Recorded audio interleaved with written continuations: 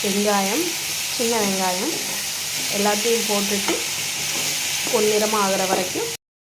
இப்போ மிக்சியில் ஆட்டுறதுக்காக வெங்காயம் தக்காளி எடுத்து வச்சுருக்கேன். அது கூட நம்ம இந்த அரை மூடி தேங்காயும் சேர்த்து போட்டு இப்போ நம்ம ஆட்ட போகிறோம்.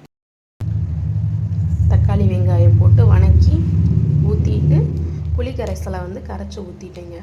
இன்றைக்கி நம்ம மீன் குழம்பு வைக்க வாங்கின மசால் பாக்கெட்டு சக்தி மீன் குழம்பு மசாலா இன்றைக்கி வாங்கியிருக்கேன்.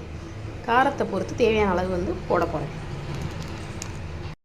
உப்பு தேவையான அளவு சேர்த்துட்டு குழம்பு நல்லா கிண்டிக்கிறோம்.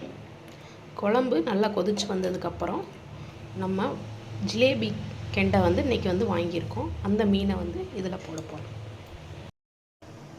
குழம்பு கொதிக்க ஆரம்பிச்சிருச்சு. இப்போ நம்ம வாங்கி வச்சுருக்க ஜிலேபி கெண்டை மீனை இப்போ இதில் நம்ம போட போகிறோம். குழம்புல எடுத்து போடுவோம்.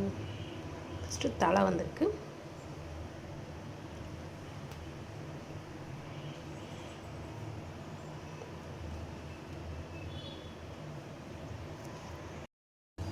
நம்மளுக்கு மீன் குழம்பு ரெடி ஆயிடுச்சு.